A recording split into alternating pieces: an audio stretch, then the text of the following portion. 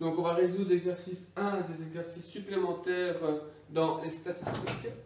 Donc, vous avez une boîte à moustaches avec une graduation et on vous demande de définir tous les éléments statistiques. Médiane, quartile, valeur minimale, valeur maximale, étendue, écart interquartile, intervalle interquartile. Alors, comment on construit une boîte à moustaches? On sait que la médiane, c'est la barre qui est à l'intérieur. Médiane aussi qu'on note Q2. La première barre, c'est le premier quartile qu'on note Q1.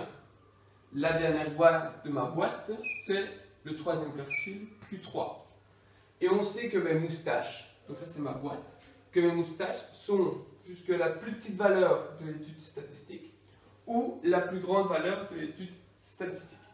Alors ici on n'a pas pris une boîte à moustaches selon Tukey, on a pris une boîte à moustaches avec valeur minimale et valeur maximale. Et donc pour répondre aux questions, il suffit de lire la boîte à moustaches. Donc la médiane, ça veut dire Q2, le deuxième quartile, on voit qu'on est à 6, c'est la deuxième barre. Les quartiles, donc quartile on en a 2, quartile 1, quartile 3, quartile 2 on n'en parle pas vu que c'est la médiane, quartile 1, 5,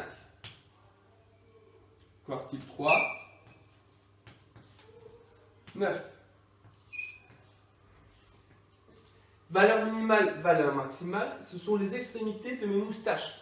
Donc la plus petite valeur, c'est au bout de ma moustache avant la boîte. Donc je vois ici que c'est 3.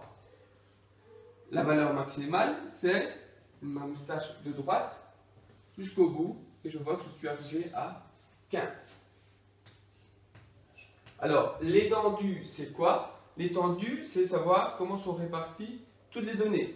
Donc, c'est la différence entre la valeur maximale et la valeur minimale. Donc ici, je vois que la valeur maximale, on l'a calculé au-dessus, c'est 15. La valeur minimale, c'est 3. Donc on fait 15 moins 3, ce qui fait 12.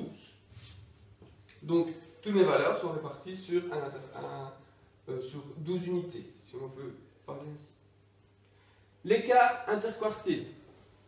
Donc, l'écart interquartile, c'est la différence entre le dernier quartile, donc Q3, et le premier quartile, Q1. Donc, c'est 9, Q3, moins Q1, 5, c'est 4. Et l'intervalle interquartile, c'est l'intervalle compris entre Q1 et Q3. Donc, Q1, 5 et Q3, 9. Donc, pour le moment, rien de très compliqué, c'est que des lectures de notre donnée, de notre genre de graphique. Alors maintenant, on va essayer de comprendre ce que ça raconte. Alors, Q2, on sait, ça veut dire qu'on a 50% de la population qui est avant Q2. Donc entre 3, la valeur minimale, et 6, on a 50% de la population. Entre 6 et 15, la valeur maximale, on a aussi 50% de la population. C'est moitié-moitié. Q1, c'est 25% de la population. Donc avant, on a 25, et du coup, après, on a 75% de la population. Q3, ça veut dire qu'avant Q3, on a 75% de la population. Donc entre 3 et 9, on a 75%, et du coup, entre 9 et 15, on a 25.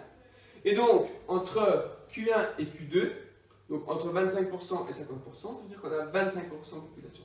Donc ici, on voit qu'on a 25% de la population. Et entre Q2 et Q3, entre 50% et 75%, on a aussi 25. Donc ça veut dire qu'on a aussi 25% de la population entre 6 et 9.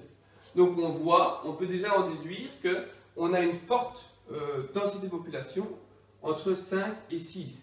Parce qu'entre 5 et 6, on a 25. Or, qu'entre 6 et 9, on est aussi 25. Donc c'est un peu plus étendu. Alors, avec tout ce que je viens de dire, on va pouvoir répondre aux deux questions du B. On demande quel pourcentage des données aux populations, c'est la même chose, sont comprises entre 5 et 15. Donc donc entre 5 et 15. Donc entre Q1 et la valeur maximale. Q1, je sais que c'est à 25%, donc je sais qu'avant j'ai 25%. Donc tout ce qui est après, je vais avoir 75%. Ensuite, on demande 50% des données sont inférieures à quelle valeur? Donc 50% de population, c'est comme si je regardais la médiane, ou Q2, qui est exactement la même chose. Donc je regarde ici. Donc 50% de la population, 50% sont inférieurs à ma valeur 6. En 2, 3 ici, j'ai bien 50% de la population.